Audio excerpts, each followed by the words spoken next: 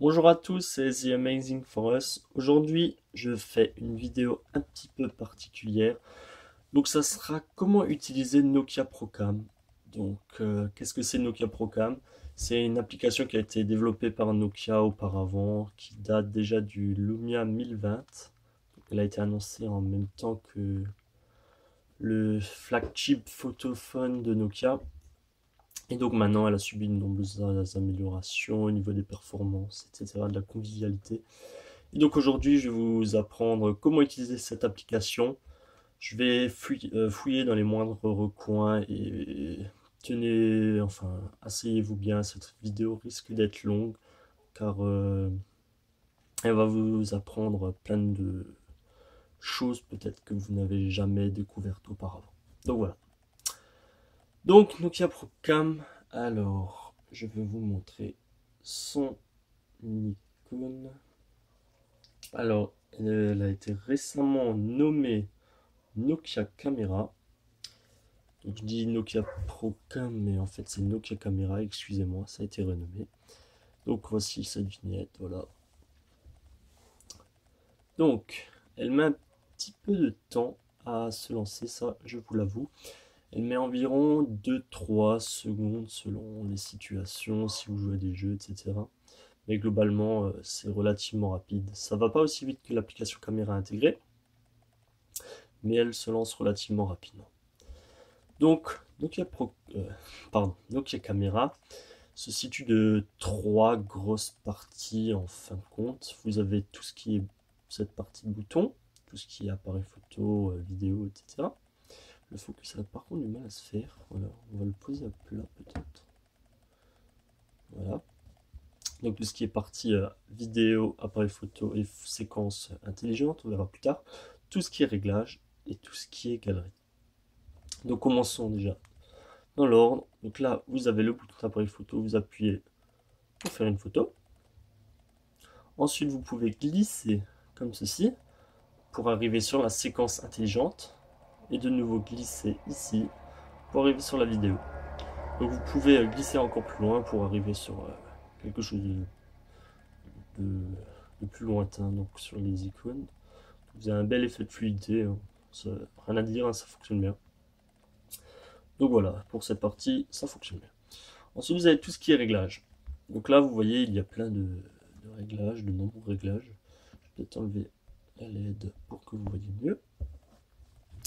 Donc vous voyez, il y a une petite icône pour le flash. On va zoomer par contre. Voilà. Donc, en haut à gauche, vous avez un flash. Donc ce flash peut être activé. Donc là, il est en activé. Vous pouvez le mettre en auto et le désactiver. Ensuite, vous avez une balance des blancs, si je dis pas de bêtises. Mais pour ça, on peut soit cliquer directement ici, ou bien, je vais dézoomer, on tire justement ce bouton d'appareil photo vers la gauche. Et donc là, on retrouve de nombreux réglages. Donc là, on a la balance des blancs, comme je le disais. À ce niveau-là, vous pouvez mettre sur incandescent, en mode nuageux, lumière du jour, etc. Bien laisser en automatique. Ensuite, vous avez la mise au point manuelle. Et donc ça, c'est vraiment très très utile. Dans quel cas? Eh bien, tout simplement lors du macro ou dans le cas des paysages. Je ne vous conseille pas d'utiliser ce mode de mise au point manuel en dehors des paysages ou d'un macro vraiment très près, c'est-à-dire 8-10 cm ou bien 15 cm pour un Lumia 1020. Donc, qu'est-ce que c'est la mise au point manuel? Vous mettez au minimum et ça vous fera un focus sur quelque chose de environ 8 cm, oui. Je ne sais pas ce que j'ai en stock, mais je crois pas que j'ai une macro en stock, mais donc vous mettez au minimum le focus manuel et vous allez pouvoir faire des macros assez intéressants. Donc voilà. Ou bien vous pouvez le mettre en mode affinité. Donc là c'est pour tout ce qui est paysage. Je vous conseille pas entre les deux parce que la mise au point est vraiment pas évidente. Je vous conseille plutôt l'autofocus. Donc voilà. Ensuite vous avez le réglage des ISO qui va donc sur le Lumia 1020, pardon, 920-200 à 3200. Il me semble que sur le 1020 et le 1520, ça peut aller jusqu'à 4000, je suis pas certain, mais il me semble. Donc, qu'est-ce que ce sont les ISO? Ben, jusqu'à présent, je pense pas que j'ai eu besoin d'expliquer ce qu'est une balance du blanc, mais bon, ça, normalement, tout photographe sait quand même. Par contre, les ISO, c'est déjà un petit peu plus technique. Les ISO, ça définit la sensibilité de votre capteur. Et donc, si vous mettez un ISO sur 100, pardon, sur 100, ça veut dire que votre appareil photo, enfin ici le Lumia, va avoir une sensibilité à la lumière bien moindre que si on augmentait les ISO. Qu'est-ce que ça veut dire concrètement? Ben, ça veut dire que pour que votre photo soit correctement exposée, il va falloir bien plus de photons, donc de lumière, qui arrivent jusqu'au capteur, étant donné que le capteur est moins sensible. Et donc en contrepartie, c'est que votre capteur devra être exposé plus longtemps à la lumière, et pour qu'il soit plus longtemps exposé à la lumière, eh bien le diaphragme devra rester plus longtemps ouvert. Et ce qui fait que ben, pendant ce temps-là, votre main aura le temps de trembler, et souvent ça donne des photos floues. Donc un ISO très bas, c'est pour les situations de luminosité élevée, ou moyenne peut-être pas, mais situation de luminosité élevée ou très élevée, ou en faible luminosité ou moyenne luminosité, mais à condition d'utiliser un trépied. Voilà. Ensuite, si on met les ISO au maximum ou à moyenne amplitude, c'est souvent pour les cas donc à l'intérieur d'un appartement, d'une maison, donc à luminosité moyenne, mais également donc sur 3200 dans les cas de nuit absolue par exemple, dans la mesure où vous avez du mal à discerner quelque chose. Donc les 3200 ISO, je vous déconseille plutôt quand même, car vous récolterez une bouillie au niveau des détails, parce qu'il faut savoir également que la montée d'ISO se traduit par une perte de détails. Et donc une perte de détails, c'est pas fort apprécié lors des photos. Et donc il faut toujours faire en sorte de conserver les détails. Donc voilà pour ce qui est des ISO. Honnêtement, si vous osez pas trop y toucher, laissez-les en automatique. Généralement, l'appareil fait du bon boulot. Par contre, si vous voulez aller plus loin, commencez à utiliser les ISO. Ça peut vraiment être pas mal en manuel. Mais comme vous l'avez vu, c'est que lorsque j'ai commencé à jouer avec les ISO, vous remarquez que, pardon, si je mets en auto, voilà. Si je mets en auto, donc là il va dire oui, il n'y a pas assez de lumière vu que mon lumière est posée contre la table. Donc là je suis sur 100 ISO. 100 ISO, sensibilité capteur faible, plus de lumière pour illuminer le capteur sur un temps déterminé. Donc il faudra un temps d'exposition plus élevé. On voit bien 4 secondes. En contrepartie, si je monte la sensibilité de mon Lumia, eh bien vous avez vu, même sans changer la disposition, il y a très très peu de lumière sur la table. Eh bien il descend déjà à 3 secondes de temps d'exposition pour avoir une photo relativement éclairée, d'après lui, d'après ses réglages. Donc vous voyez que les ISO influent sur le temps d'exposition. Voilà. Ensuite, vous avez le temps d'exposition qui est relié justement aux ISO. Il va de 1/16 millième à 4 secondes. Et 4 secondes, c'est surtout pour l'utiliser au niveau des trépieds. C'est-à-dire vous pouvez faire des photos très sympas de nuit en utilisant justement ce temps de 4 secondes accompagné de 3200 ISO. Vous pouvez shooter des belles photos nocturnes d'étoiles, etc. Après, c'est sûr, la qualité, c'est pas un réflexe. Mais vous arrivez à avoir des choses intéressantes quand même. Donc voilà. Donc si vous voulez shooter en manuel, j'ai fait mes tests moi-même. Donc je vous conseille jamais de descendre en dessous de... c'était un quart, voilà. Un quart de seconde. Il faut... Si vous faites une photo à bras levés, ben, vous êtes conscient que vous créez sans cesse des micro-vibrations ou des micro-tremblements avec vos mains. Et le problème, c'est que votre photo soit floue. Et donc, il faut absolument éviter ce flou en descendant ce temps d'exposition. Et donc, un quart de seconde, c'est le maximum que je vous conseille. Au-dessus, je vous garantis pas que la photo soit nette. Voilà. Ensuite, vous avez la valeur d'exposition, si je dis pas de bêtises, qui va de plus 3 à moins 3. Donc ça, c'est pas bien compliqué, hein. Si vous voulez tout laisser en automatique, vous dites à l'appareil, ah ben là, je veux voir directement sur l'écran ce que ça donne en surexposant une photo.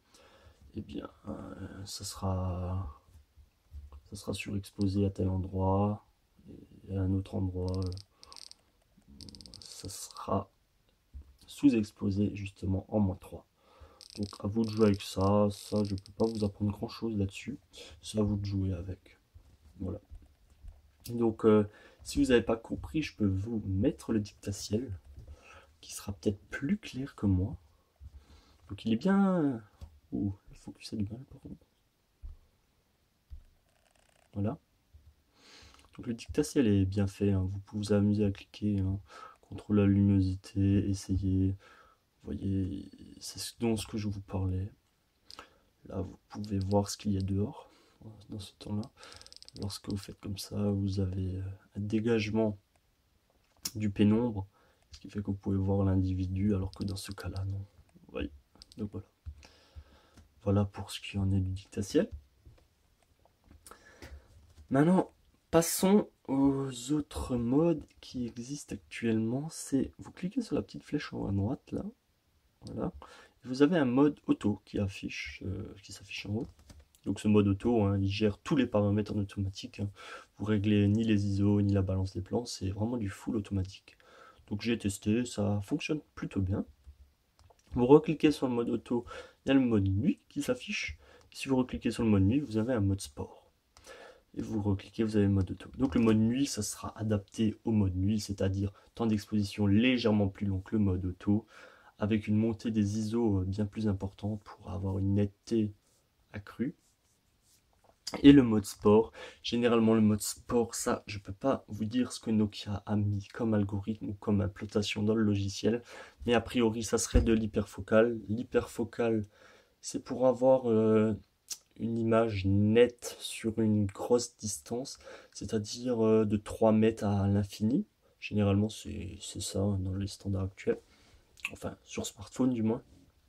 Et donc ça prend une photo en hyperfocale et généralement avec un temps d'obturation très très faible pardon, pour obtenir une image nette.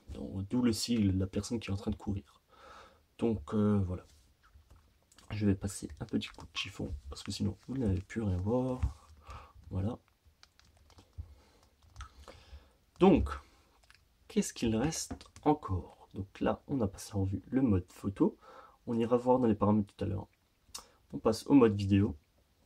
Donc le mode vidéo, il est bien plus simple, enfin bien plus simple, moins complet si je peux dire. Donc même qu'avant, quelques icônes en haut. Ici, vous slidez, vous avez la balance des blancs et la mise au point manuelle. Alors ça, je vous conseille absolument pas de l'utiliser, la mise au point manuelle, parce qu'une fois que vous l'avez utilisé et que vous lancez votre vidéo, bah, vous pouvez plus choisir la méthode de mise au point. Et ça, c'est vraiment dommage. J'aurais bien voulu l'utiliser pendant la vidéo, le changer à mes gré, mais non, c'est pas possible. Donc c'est un petit peu dommage, mais bon, c'est pas grave. Ensuite, vous avez le mode de séquence intelligente. Donc ça, c'est quoi? Bah, vous prenez une photo. Voilà. Donc en prenant une photo, il va vous offrir une rafale de 10 en fin de compte. Et donc cette rafale de 10, par contre c'est très long à enregistrer. Voilà.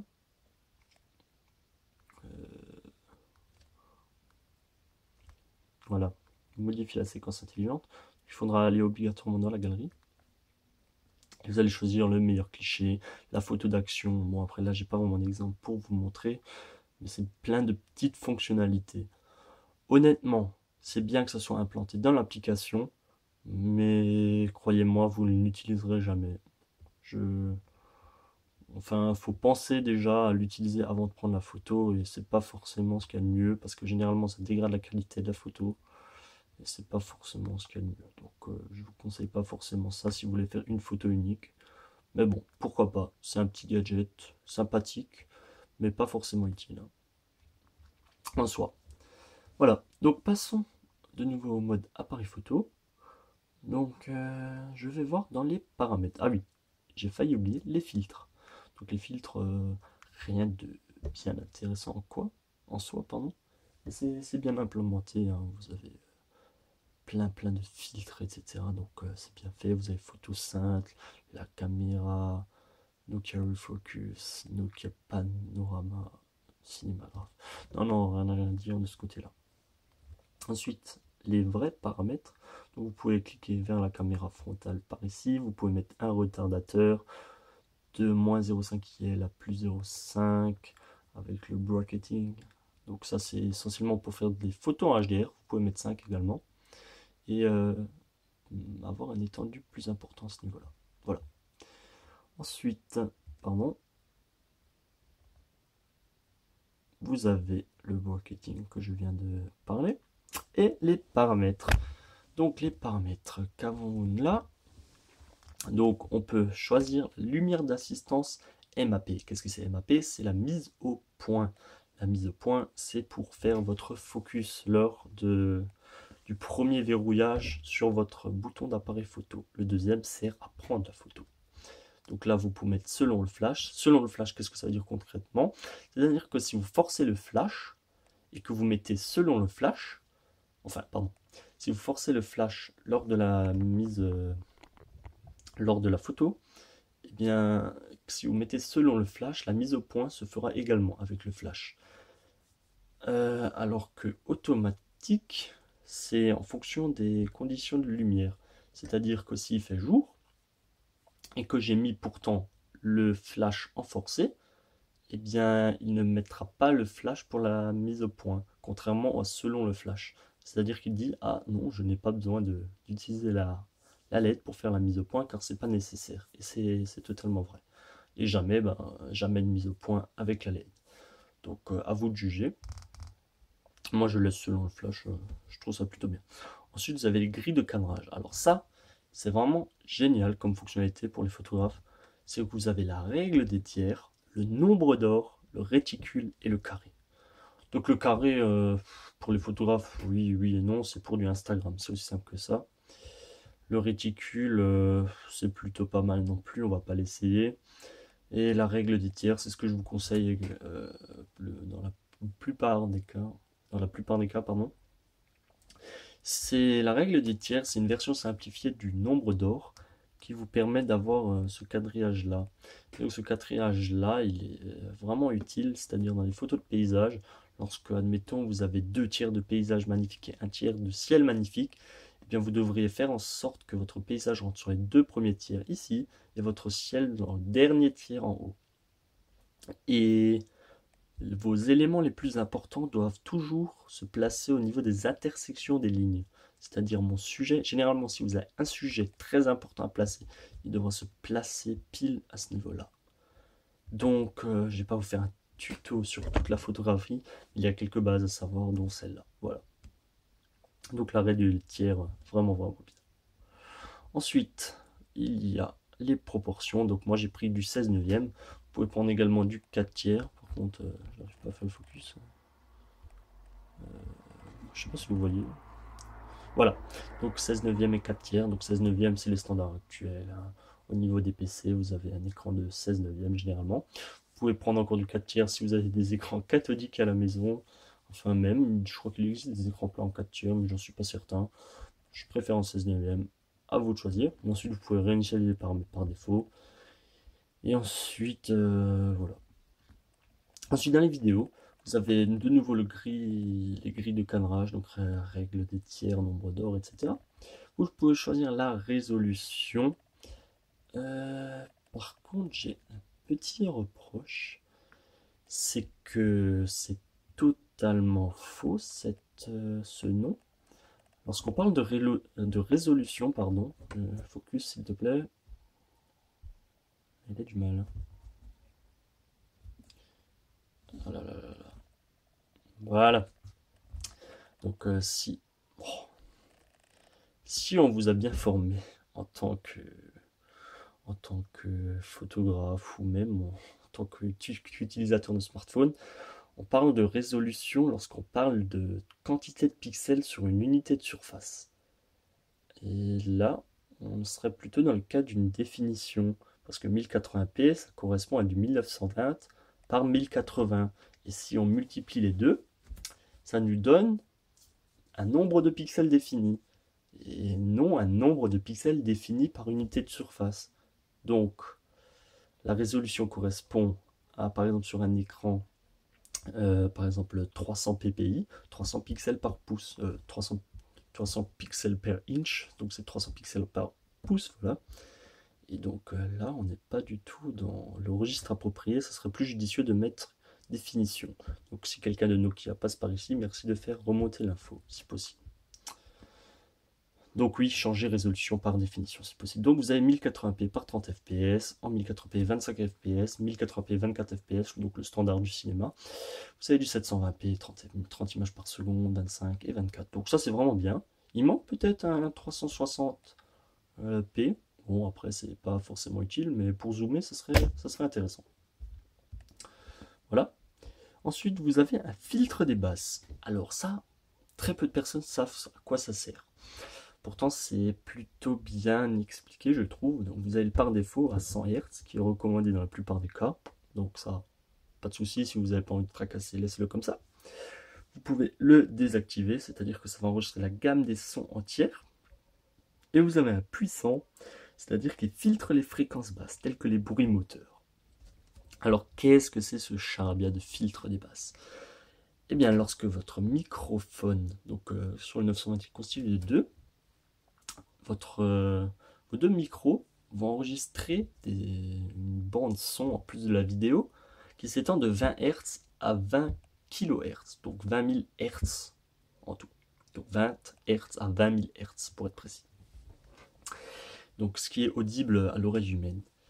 Or là, ce qu'a fait Nokia, c'est qu'ils ont intégré un filtre des basses. Et le filtre des basses, ça permet d'éliminer le surplus de basses. C'est aussi simple que ça.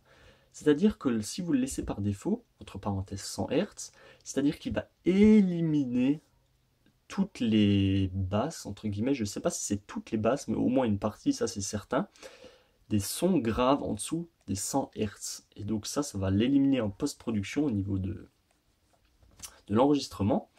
Et donc ça va éliminer justement des surplus de basses, parce que le rich recording a tendance à enregistrer un surplus de basses assez étonnant. C'est pas que c'est mauvais, pas du tout, loin de là. C'est juste que dans quelques cas, ça peut être un peu déroutant. Des fois, ça peut paraître exagéré en effet, mais généralement, je trouve que l'enregistrement se fait plutôt bien. Alors là, par contre, dès qu'on active en par défaut, je trouve que l'enregistrement est juste excellent. Il enregistre vraiment les aigus, les médiums, les graves comme il faut, c'est-à-dire le son d'origine. Donc, bien entendu, vous avez des distorsions au niveau de l'enregistrement, c'est certain. Mais là, à ce niveau, je trouve que ça frôle la perfection. Et après, vous avez un filtre puissant. Donc ça, je vous recommande pas forcément de l'utiliser, mais ça peut être utile en effet dans les villes, justement, comme ils disent, les bruits de moteur. C'est vrai qu'un bruit de moteur, c'est un son grave. Donc si vous voulez faire, par exemple, un petit reportage en ville, ou bien une petite interview d'une personne, je sais pas, et que vous voulez entendre de quoi il parle, ben, vous activez ce filtre, et donc la voix sera bien plus distincte que les bruits de moteur qui entoureront. Donc voilà. Donc c'est bien, très bien de l'avoir implanté, hein. Pas de souci à ce niveau-là. Donc voilà, vous avez photo et vidéo. Voilà. Donc à ce niveau-là. Ensuite, vous avez la galerie qui se situe en haut à gauche. Donc la galerie, vous cliquez sur une image pour la supprimer à ce niveau-là. Voilà. Je vais vous montrer plutôt des photos plus intéressantes que ça. Voilà. Donc là, j'ai 5 couchers de soleil. Donc là, vous cliquez, vous pouvez ouvrir dans Adobe Photoshop Express. Donc ça, c'est parce que je l'ai modifié. La version originale, elle est ici. Voilà. Donc là, vous pouvez la reconnaître directement dans le Nokia Camera. Donc là, dans Adobe Photoshop Express. Donc là, vous avez modifié, partager, supprimer. Partager, c'est sur vos réseaux sociaux, messages, Bluetooth. Et vous pouvez modifier également. Donc dans modifier, vous pouvez alors un flou d'arrière-plan, couleur sélective, enregistrer une copie, le flou, le filtre, etc. Donc plein de petites fonctionnalités en soi. Ensuite, vous pouvez utiliser également donc les caméras. Vous cliquez sur recadrer. Donc là, vous avez rétablir. Donc rétablir, c'est pour avoir la photo d'origine. Vous pouvez focus s'il te plaît, enregistrer, faire pivoter et mettre en 4 tiers. Et donc info sur la photo, je trouve que c'est très mal implanté depuis les mises à jour. Donc vous avez JPEG 7 mégapixels, zoom, info. Donc ça c'est bien fait, vous avez beaucoup de détails. Donc ça c'est vraiment bien. Mais ce que je regrette justement, c'est que auparavant, on venait, on cliquait juste à ce niveau-là, info sur la photo, et on l'avait direct, je crois. Je sais plus comment ça fonctionnait, mais c'était bien plus intuitif. Vous aviez pas besoin de cliquer par-ci par-là, vous l'aviez direct. Donc je sais plus comment c'était implémenté exactement, mais je trouvais que c'était mieux. Donc ça c'est un petit peu dommage. Donc après, de quoi pourrais-je encore vous informer? Oui, au niveau des réglages, lorsque vous avez fait tous vos paramètres, vous souhaitez les enlever, ce qui est très gênant de à chaque fois retirer vers le bas en auto. Il existe un système tout bête, c'est de tirer le bouton caméra vers la gauche et tout réinitialiser. Donc ça c'est vraiment bien. Après, vous avez également le touch to focus. Donc le touch to focus, je ne sais pas si je vais arriver à vous le montrer. Donc vous voulez faire une photo comme ça. Donc la mise au point, je vais la faire sur cet objet-là. Tac. Vous appuyez ici par exemple, et donc le bouton, vous avez un petit voyant qui va rester fixe. Alors que si le focus ne se fait pas, ça va donner quelque chose comme ça. Vous allez essayer de faire le focus, ou il a réussi quand même. Oui, il arrive quand même. Ah voilà, vous voyez, là il n'a pas réussi, donc je peux pas prendre la photo. Si je peux, mais ce sera flou. Donc voilà, donc une fois qu'il est fixe, c'est que le focus c'est fait. Là il n'a pas réussi, là il a réussi, voilà. Et pour enlever ce focus là, vous réappuyez, il s'enlève. Vous pouvez également faire le focus avec le bouton de l'appareil photo. Et ensuite shooter directement, voilà. Ou bien donc en touch to focus et appuyer sur le bouton là, voilà. Donc pour la vidéo, vous pouvez également l'utiliser, ce touch to focus. Mais une fois que vous avez lancé votre vidéo, vous pouvez plus l'enlever, je crois. Et ça passera automatiquement en focus que vous l'avez pris, si je dis pas de bêtises. Voilà. Donc je vais repasser en mode appareil photo. Et juste pour vous donner un ordre de grandeur de la rapidité de l'ouverture de cette application. Donc on va vérifier ça avec le minuteur. Donc je vais la lancer dans 2, 1, c'est parti. Maintenant elle s'est lancée. 1, 2, 3. 3 secondes. 3 secondes pour se lancer. Plus le temps pour me faire votre photo. Donc généralement en 5 secondes vous avez fait votre photo totalement, enfin elle est totalement faite en fin de compte. Donc voilà. Donc c'était la vidéo, donc un petit tuto sur Nokia Caméra. Donc j'espère que je vous ai appris de nombreuses choses aujourd'hui. J'espère que ce type de vidéo vous a plu. Est-ce que vous aimeriez que j'en refasse à l'avenir? N'hésitez pas à en discuter dans les commentaires si ça vous fait plaisir, ou bien des sujets auxquels vous voudriez que je fasse une vidéo. N'hésitez pas à mettre un j'aime. N'hésitez pas à faire un tour sur notre communauté Windows Phone Addict. On aura plein de nouveaux tests à venir. On a obtenu un partenariat avec Microsoft. Donc il y a plein de Lumia que nous allons tester. Mais ça, il faudra attendre début septembre. Donc j'espère que la vidéo vous a plu. N'hésitez pas à vous abonner, à faire un tour sur notre site. Et n'hésitez pas à commenter nos articles, ça nous fait toujours plaisir. Voilà, merci à vous. Allez, ciao!